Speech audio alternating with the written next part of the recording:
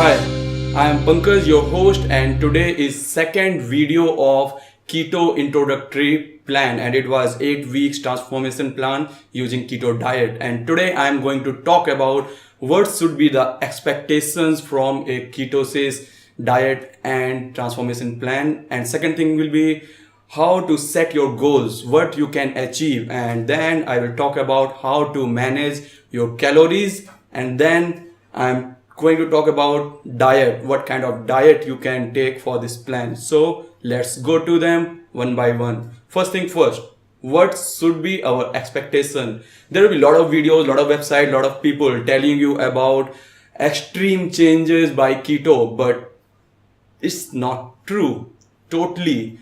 You can get a bit better results than other plans that can be low carb diet plans, but there will be like twice kind of effect, more effect than what you can get from carbs. So it's a good plan. It will give you output that will be double of low carb diet in general. So let's see one by one what you can expect. So you can see my transformation. I used to be 15% of body fat with 80 kg of weight, and within 2 months I go to 73 kg of weight with 12% of body fat, and that means I lost around 3 kgs of fat itself. As you can see, I have lost around 3 kgs of fat itself within 2 months, and it should be okay. Anybody can do it quite easily using this diet, and if you go extreme, you can go until around 3 kg of loss per month. And if you are going to do it 2 months, then you are going to lose 6 kgs of fat.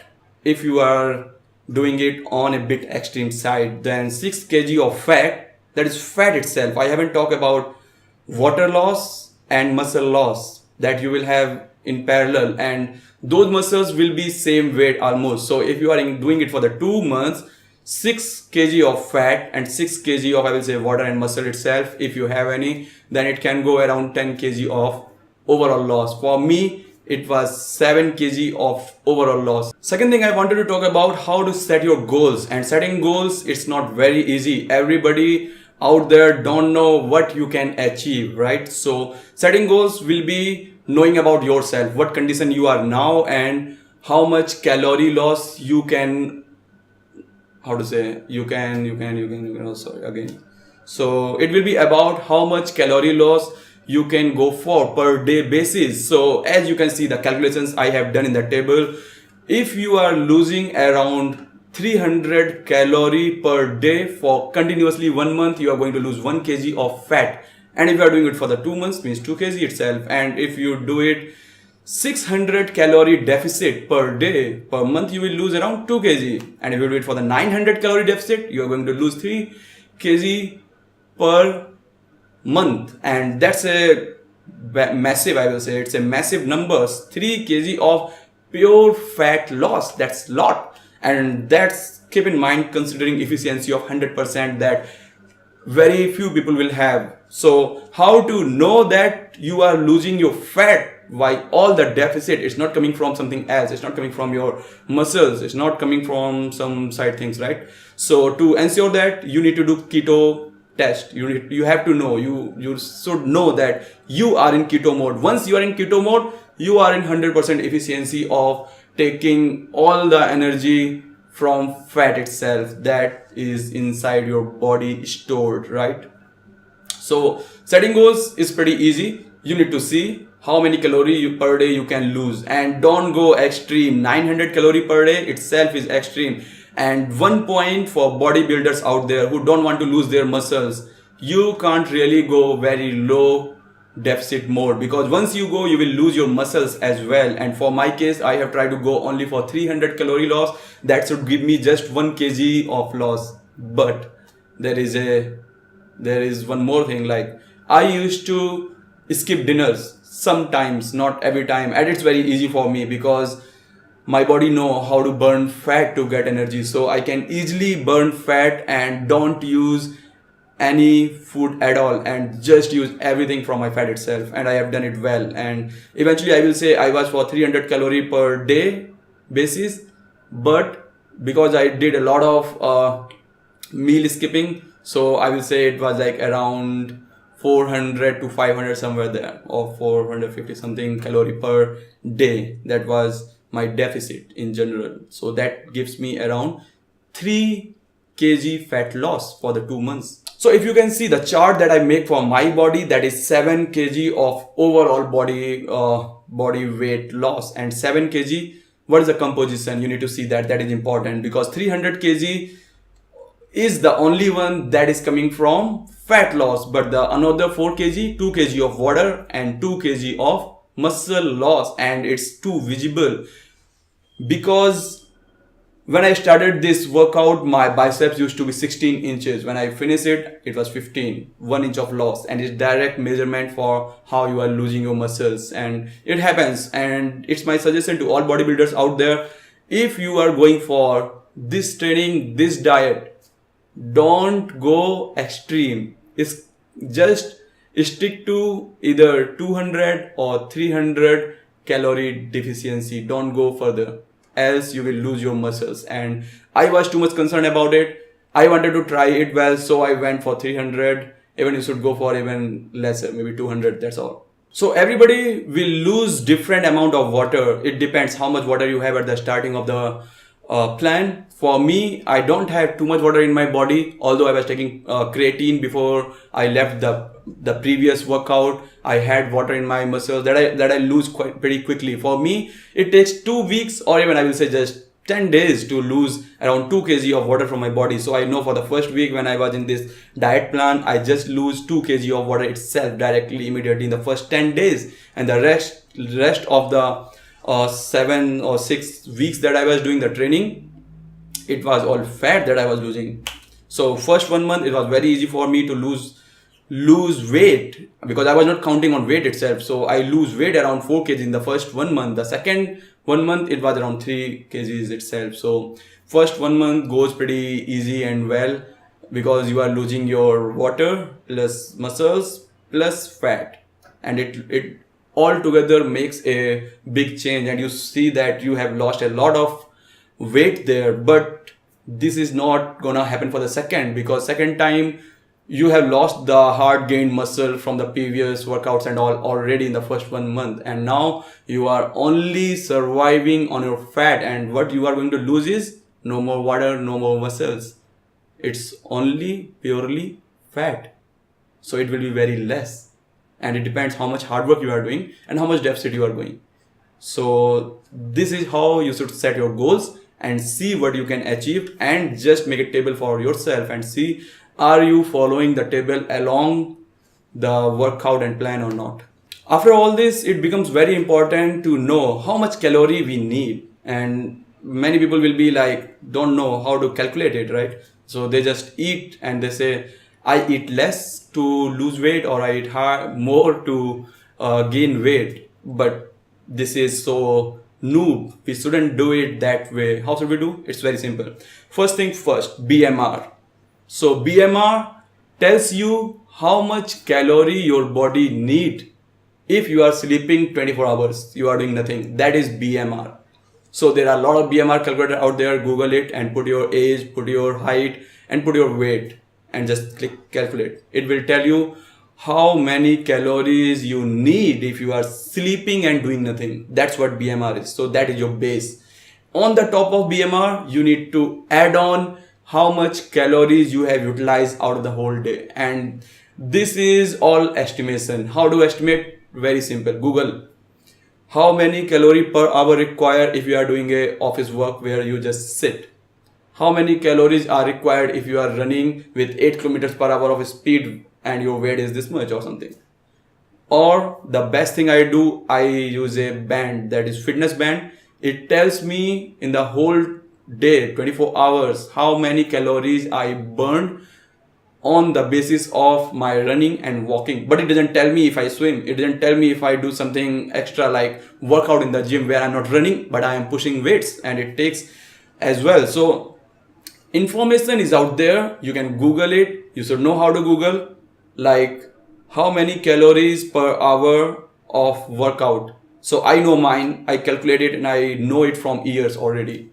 Then second thing, in cycling. in swimming, in any other activity that you are doing, how many calories you are burning.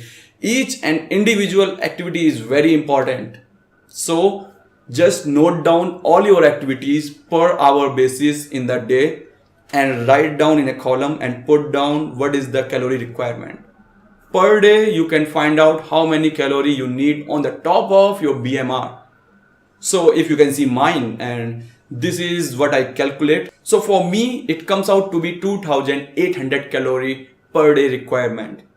At first, I used to plus 200 for bulk up period, minus 200 for cutting period, means shredding. So this time I just do minus 200, but you can change it according to how much deficit you want to go. If you want to go 300, just put it 300 because it will give you almost 1 kg of fat loss per month.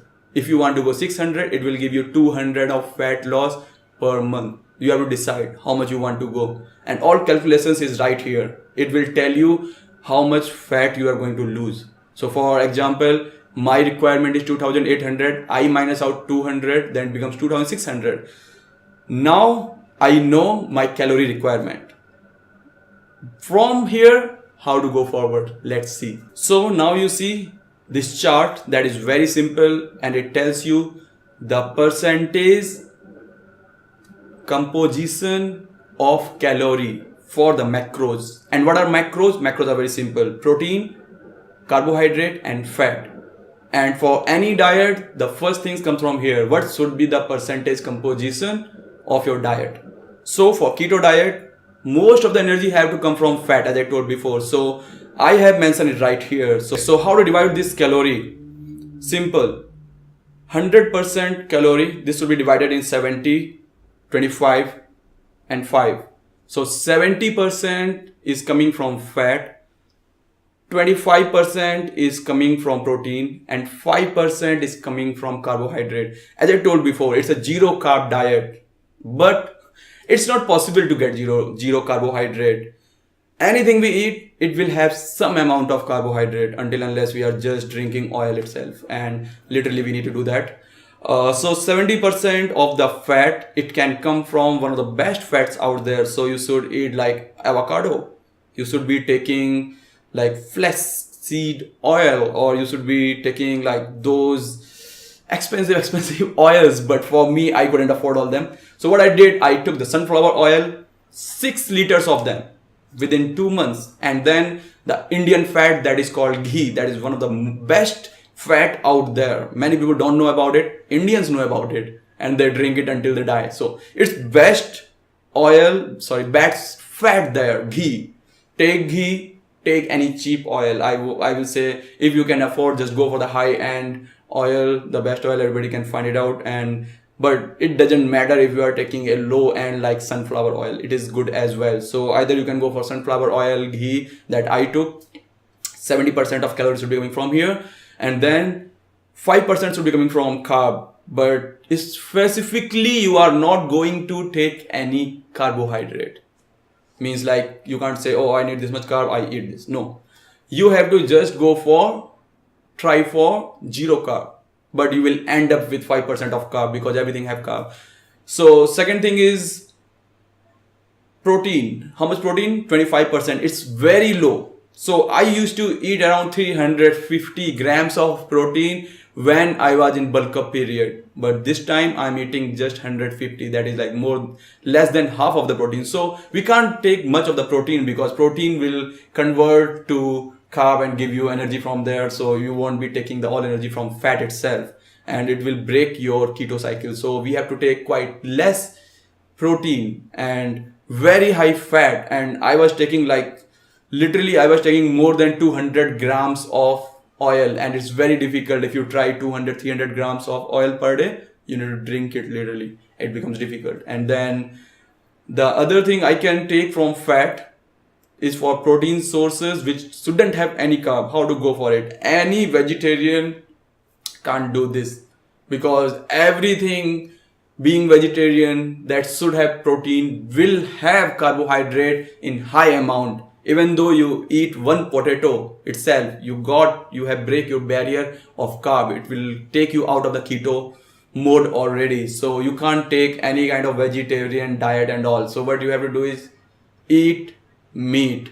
There is no other option. Eat meat. Sorry for vegetarians, but that's how it is. Eat meat plus oil and then green vegetables. That's all. That's all. And hell amount of water. So let's see what we need to eat in the diet plan. Okay, so keto is very much sensitive to carbohydrate, as I told before, so you can't take any of the carbs. And one more point to make it out is very important, that many people will say that under carbs there is a section called fiber, and everyone says, oh, fiber is very good for health and this and that. True, but you can't consider this fiber out of the carbohydrate. So whatever you are eating in green vegetables and vegetables, it will have a lot of fiber. You have to count it as carbs. So no cheating, count fiber also as carbohydrates. So what I used to do is eat like broccoli, spinach, or all green vegetables from the chart I see which have the least carbohydrate, eat them, and finally it will come out to be 30 grams of carbohydrate anyhow. So it becomes very difficult to handle because I am just taking all the precautions I can take. I am just eating broccoli only and spinach only every day. Still I'm getting like 20-30 grams of carbohydrate. That is very low, and it's gonna be working for sure. It worked on me, it's gonna work on you. So for diet, that's it. Okay, so just now we discussed about macros. So macros you have calculated already for a particular count. Like I calculate for myself for 2600, but my everyday requirement will change according to my activities that I do every day. Maybe someday I swim more, or maybe someday I run extra. So the requirements change a lot, and if you think it's not important to measure it, you are wrong. It's very important to measure all your activities and get exact number of your calorie requirement every day. Then your calorie requirement will change every day. Then how to calculate your macros every day? So I use a formula with coefficient. So what I do, I just see the ratio and get my macros with the ratio. So I get like for 2600 calorie, how much should be the requirement of protein, carbs and this. Then I will see the other number, what is the requirement for today. So I will just use the ratio and change these numbers, and I will eat accordingly. So what I do is I will keep every day my requirement. I just put it in one row. This day, this much carb, this much protein, this much this after the day end. And then I have another thing like how much I have eaten already, then counter check the deficit or the more what I have to compensate it and finish it. If I have at the end of the day, if I have eaten more, I can either go for a walk outside, walk a bit to compensate it. If I have eaten less, mostly I will compensate it with fat. So what I will do, I will take some like 1 spoon of ghee, measure it, and then just take the spoon before sleep. So it's very important to know how much you require and how much you have eaten, and just balance it. That's what I did for the 2 months continuously, and the result is there. As you can see this chart on the right side, you will see a chart of all the food that I used to take in general. There are maybe some are missing. So if you see this chart, you will see each and everything that I have been taking in general. I put a chart. I see how much calorie it has, how much protein, how much carb and everything it has. Then the other table, this is what I eat in this day. On the left side you can see. So from the right table, I calculate the left side table. Each day how much I have taken already, my macros. Then I will compare to my requirement. So it is very important to keep track of calorie every day, how much you have followed it. If you have followed it, very good. If you haven't followed, still you need to see, so that at the end of the month or your training, you can judge yourself that what you have tried, what you couldn't do, and what you have gained. So you can correlate everything together, and you know for future how to plan your own workout and diet. It is very important. Don't skip this. So that's all for today's video. Like, subscribe and comment, and if you think it's gonna help you, please comment and thumbs up. See you next time. Bye bye.